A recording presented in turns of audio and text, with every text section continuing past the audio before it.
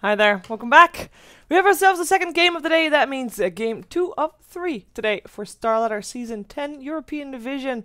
Two teams we're going to see, one that we've already seen before yesterday, and one team that I have not been having the pleasure of watching nor casting yet, but a team that I'm very curious for. It's Goblak's team, NVMI. NVMI. I hope I pronounced that properly. Anyways, before I continue, I'm not the official caster for StarLadder. You can find that on twitch.tv/Dota_StarLadder_EN, whereas Ayori and Blaze are casting the matches right now on behalf of Beyond the Summit. I'm happy that you're sticking with me, though. We're gonna jump ourselves into the game because the draft has just commenced. Started. It's a fancy word for started. Yeah. So, yeah, also it is not my birthday. And, yeah, here we are, guys. We are here with Navi on the dire side, with NVMI on the bottom side. I would really like to know what that means. If someone could tell me in the chat what that actually means, that would be great. Let me know. I'm gonna call them Num, I think. I think that's a better way to call them. Team pick. Because NVMI is such a mouthful. So, also I use this. I cast using the Dota TV ticket, so you can buy that in the store if you want to. It's like €8 rather, or $10, one of the two. Let's take a look at what is banned. I don't think anybody is surprised to see these bans come out. Still have the Lycan in the pool though, which we have seen banned out a lot. We have got the Razor, Brewmaster, Tinker, and Faceless Void. Oh, guys! Guys, how I've missed Goblak drafts. Now, if you're talking about drafters and about master drafters and everything like that, Goblak is one of those people that if a patch just came out, he'll be the one trying everything out and making it work and seeing stuff that other people cannot make work, and he'll make it work. He is the innovator, and I should really turn that sound off. I'm gonna turn that sound off. It shouldn't happen during cast. Sorry for that, but shout out to whoever subscribed to me right now. Cool. But Goblak is one of those people that is just the inventor of new things, new strategies. So we're gonna see Warlock, Drow, Ranger. Now I know there's no new heroes, but already he's not disappointing. We're lucky we're playing. Oh, that's a really nice name. That's so humble. Navi's turn to pick. We're lucky we're playing. Team Oh, I like that name. I do. Makes me like them even more. But yeah, you should know that the players that are playing for this, by the way, because of course Goblak is known, and of course Illidan Stormage, or Wild. No, it's not Wild, but Illidan Stormage, the carry player formerly of Empire, I want to say, but at some point he was an Empire. He was in Virtus Pro as well. He's been a lot. He's been around. Afro Ninja, we've seen him mostly standing in for teams. DK Phobos is an old school player, which for now we've only seen either sometimes stand in for Navi or otherwise for the staff cups. He was part of the Navi staff, I believe. But definitely old school player that has got professional experience as well. And Little is one that I personally am not familiar with. We have got Navi going for the Skywrath Mage, Batrider, Morana so far. As the draft's actually going pretty fast, at least from Navi's point of view, because they have not used a single second in bonus time until now. But they've got themselves, of course, 3 pretty strong heroes. We could see a lot of differences in lanes, as in a lot of versatility in lanes, because Skywrath and Morana are both used as either core, sometimes mid, sometimes Morana as support, of course. Sometimes she is in the off lane, sometimes she is in the safe lane. Batrider is most likely going to be the off laner for this game, but we could also see a mid. As for the team on the Radiant side, Goblak's team is having a lot of teamfight in that Warlock. I hope that they give him farm priority, putting the puck on the off lane, Warlock mid, Drow Ranger safe lane. That's what I hope for, because a Warlock that has farm is scary. So scary. However, Warlock is also a hero that is easily gankable, so Vengeful Spirit does fit very well in the lineup of Navi. And if you combine a Vengeful Spirit with the Skywrath Mage, also later on you've got of course the Mystic Flare that you can just nuke someone down with. If you stun him, Mystic Flare on top of him, he's dead. So Navi's lineup really looking also pretty solid, and also especially in terms of laning control. 5 seconds remaining. As for NVMI or Nam, or can I call him Nam? I think that's the best. Reserve time. I keep forgetting to call them Nam though. They could also just go for Warlock as support, and I already see people mentioning in the chat the slow. The slow is one of the things for Warlock that is underappreciated, but it's so good. I hope that he's gonna be having time to, or levels enough to level it up quite high. Works very well together with the Drow Ranger as well, who has of course also got Frost Arrows. But if you're slowing people down with Warlock, Drow Ranger can actually go for not Frost Arrows, save some of her mana perhaps, which is really a non-point. But you can also then go for Lifesteal on Drow Ranger without having to constantly toggle on off to make sure that you slow, because Warlock will already do that for you. And Lifesteal is really good to have on Drow. And of course, setting up for Perfect Dream Coil. 10 seconds. With the Dazzle removed from the pool for Na'Vi, that means that they are expecting Warlock to be a core. Wraith King removed by Relucky replaying. And that's a hero that we've seen both as a core as a support. Although I was expecting, I think that it's banned out as a support, meaning that they are expecting Mirana to be a core this game. And a Skywrath Mage or Vengeful Spirit to be a core, because Vengeful Spirit is actually one of Havost's former, well, it used to be one of his signature heroes as a core player, as a carry Vengeful Spirit, which is a very good hero to have as a core, by the way. Nobody expects to see the amount of damage that comes off from her, so it's really good. Disruptor, last hero picked up by NVMI, and that means that we are indeed going to have our Warlock as a core. I love it. I like it a lot. Bring it on. Na'Vi. Thinking about their picks.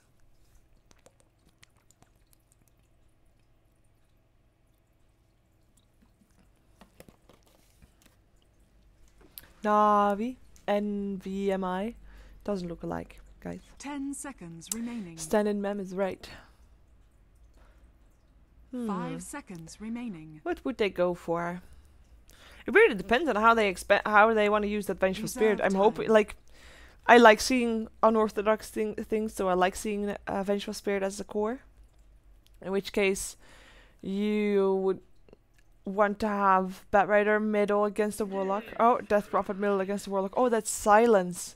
Oh, they already had the Silence of the Skywrath Mage, but the Silence of the Death Prophet is lasts longer than that, and that's I feel now sorry for people that are gonna get Silence. It's gonna be such a good tool up against the Radiant team. Such a good tool indeed. Where's my mouse? There it is. There it is. Taking a look at who's playing what. We are having on the dire side the team that everybody is familiar with. It is Na'Vi. We are having FNG playing the Vengeful Spirit. And that means that he is a support. Aww. Funnick playing his Batrider offlane. Dendy on the Death Prophet, which is expected considering he's the Death Prophet player for their team. Vanscore on his Skywrath Mage. With which he also had some pretty good results, and that means Vost playing Mirana. Also a hero that is quite known for carrying with, though, so pretty good. Smoking up, trying to find maybe an opening somewhere, maybe a kill somewhere. Taking a look at NVMI, they have got a safe trial lane coming out from the bottom lane. We have got Illidan Stormrage playing the Drow Ranger. Does he really? Yes, he's really using the cat. Yep, Shadow Cat. 30 seconds to battle. Lil is Lil playing the Disruptor. We've got ourselves Goblak playing the Bane, the captain of the team, of course. In the mid lane, it is Afoninja.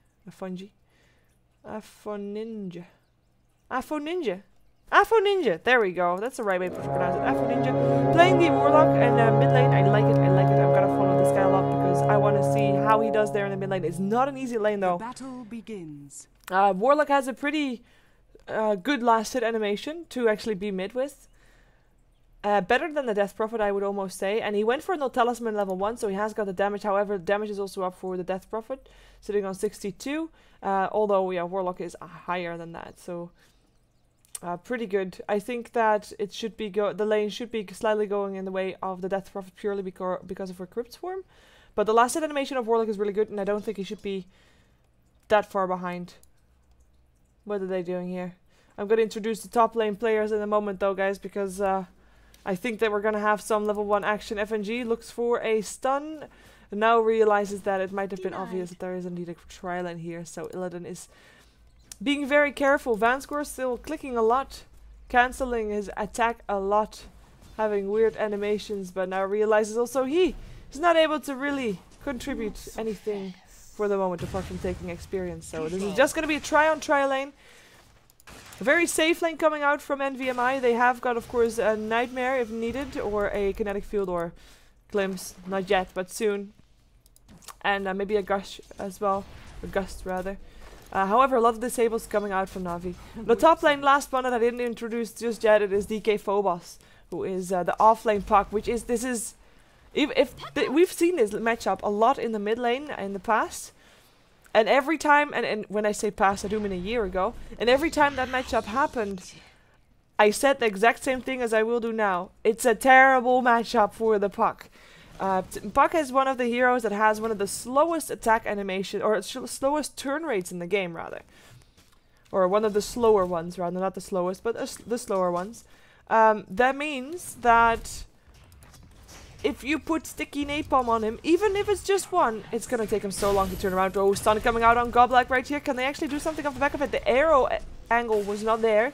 So all they could do was really harass, but at least also Havos tried to get some harass off. Goblak still taking a lot of damage. It might actually go down. This is going to be a first blood right there. Vanscore will take it. They look for another kill. They look for another, and they find it too. That's going to be 2 dead, and the leap away, still the kill of the Mirana there, but 3 dead on the bottom lane on the side of NVMI. They get 1 in return on the core player, so that's good. But a Skywrath mage that gets so much gold in the start is really something that you should be kind of scared about, so... overall, Na'Vi definitely a favorable trade, 3 for 1. You could have calculated that as well, including the first blood, of course. So already scary going into this this game, going for like that. You know what I mean? Wow, going. Why would I want to say so many of the goings? Taking a look at the middle lane. Yay, switching topic because it was awkward.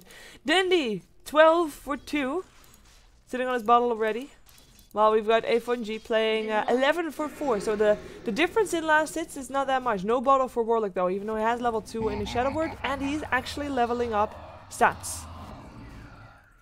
It seems. Which I'm not too sure what I think about that, because I would have really liked to see a level in Upheaval. But I guess it makes him a bit more sturdy, makes him able to actually be better on lane.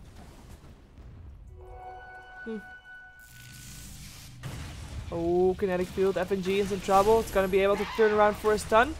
Is there enough damage? Is there a glimpse? No, he actually didn't level his glimpse at all. And that means no kills here. No level in glimpse. Wow, I don't... Let's look at the top lane. Funnick is flying away. No, just come back. Sorry. But no, this is really, really unusual. So, Disruptor is one of those supports that is really, really strong. And has a very high skill cap. And part of it is because Dota is very reliant on positioning when you play it. And Disruptor is one of the heroes that can screw up your positioning, go black, trouble, taking a lot of damage, arrow flying in, hits actually on the Drow Ranger, but it doesn't matter, the kill still goes to the Skywrath Mage in the end as FNG tries to run, won't be able to, dies as well as Illidan, 1 hit away from dying, uses stick charges, it's enough! He lives for the moment. Does he have some regen? Yes he does, eats a tango, and it will be turning into a 1-on-1 trade. Nightmare. They don't think they can do anything here. They have a level 2 brain sap though. And Vost can't leap, so this is a kill. Good job, nicely done. That's gonna be another kill, 2 for 1. It turns into on this bottom lane. Illidan is still very low on life, but has still got 2 tangos, including one that he has gotten as a present from someone. But all of a sudden, this bottom lane not going as well for Na'Vi as it was doing before, but coming back, no glimpse. It's something that you would normally see maxed out first, because you need to max out glimpse for it to be effective, because the level 1 glimpse, sorry, like this happens because I'm an observer, then there's a bar there. As in a spectator through Dota TV. But the glimpse, it's only going to be effective once you level it up a bit more. It's only 600 range, it's really nothing. But once you level it up, 1800 range is insane. So I'm curious to see how he does the rest of his laning. I also like this, by the way, 2 observer wards. Basically both block in the camp, but if they would counter it or try to, they would only find 1, and then there would be 2 pools that are still broken, because they would use a sentry first, thinking they got it, still the small camp didn't spawn, and then they would maybe find a second one. But yeah, Anyways. Stun. Boom. Goblak. Target. But there's this range creep. Making sure that Havos cannot arrow. Maybe he can arrow now though. It looks like he can. Or he doesn't even have to try. He just leaps forward. 3 people stuck in a kinetic field. Is it going to make a difference? I don't think it is. It's going to be Lil that still ends up dying. Vanskor dominating. And Illidan trying to do his best to get that dominating streak from him. But he can't. And now he himself will end up dropping if he's not careful. No, he's not careful. He is dead. There he goes. Mirana with the last hit there. 3 heroes. Very low life on the side of Na'Vi. But nonetheless, living. Teleport in. Coming out. DK Phobe is looking for a kill. Finds at least one. Won't find another though. Vanskor hiding in the trees.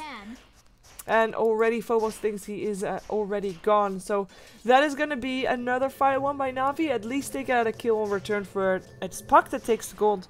Which is very important for him because he was doing okay on the top lane. Don't get me wrong.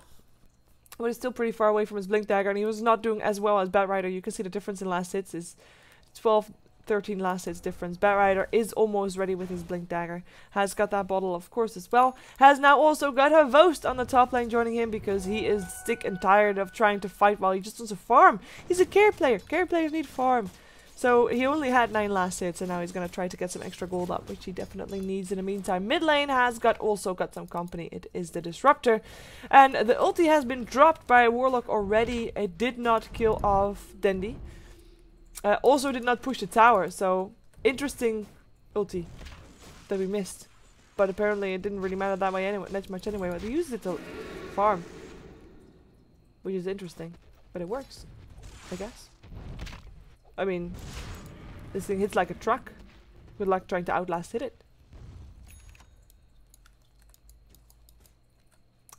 Illidan, 23 for 7. Has died twice. Not doing that bad though, has got treads. Making sure that he spends the money before he dies. And Disruptor is back to bottom lane. Mirana ultimate. For mid lane, I would assume.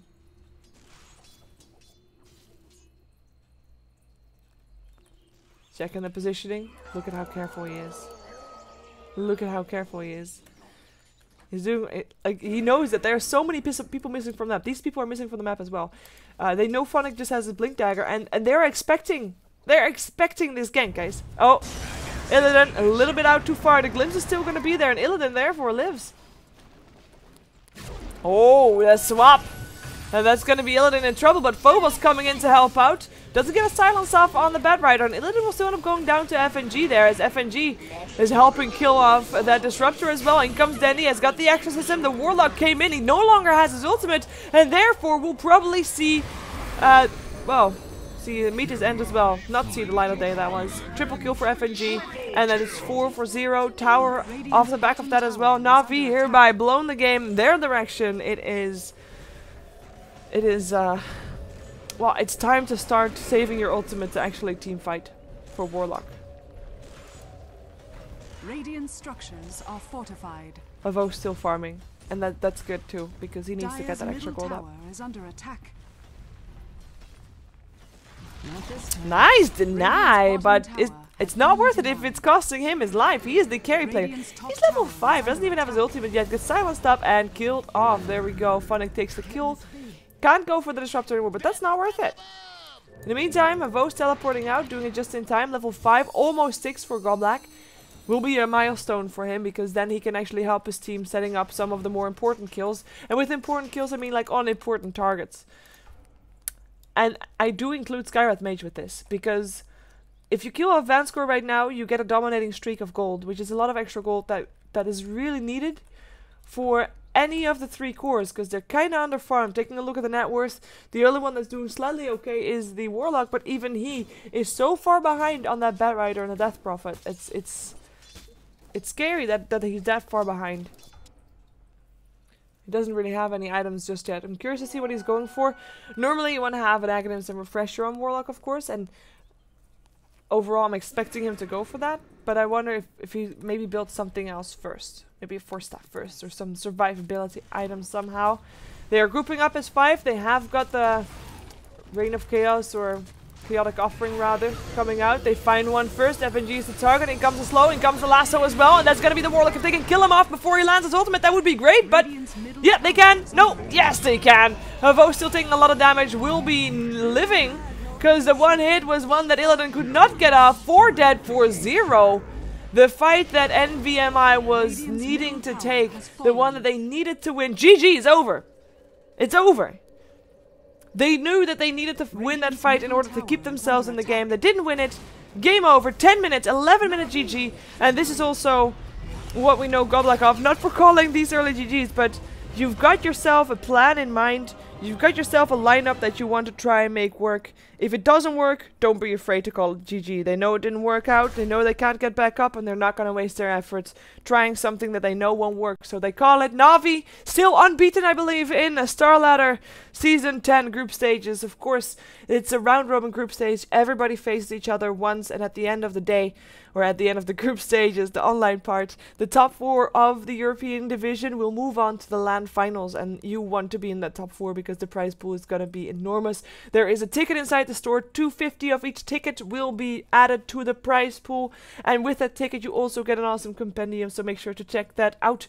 You also get a tiny set and a lot of other cool stuff depending on how much that prize pool gets increased rather. Anyways, thank you for listening. We're gonna I'm watching, of course, as well. And we're gonna check if there's a break or not, because officially or originally there was Cleave versus the Secret Team coming up as a 3rd game, but that game got postponed. The last game of the day is gonna be Relax versus Virtus Pro, and we'll see if that game is actually preponed, as in if it's gonna be taken the slot of a Secret versus Cleave, or is it still going to be in their own time slot, in which case we'd have to wait for about an hour and a half, which we don't want to do, but we'll find out, so stick around, we'll be right back. Of course, once again, my name is Sheever. Follow, subscribe, like, all that jazz. YouTube, Facebook, Twitter, and Twitch. There you go, that we're all 4 there. Thanks for watching. I'll be right back.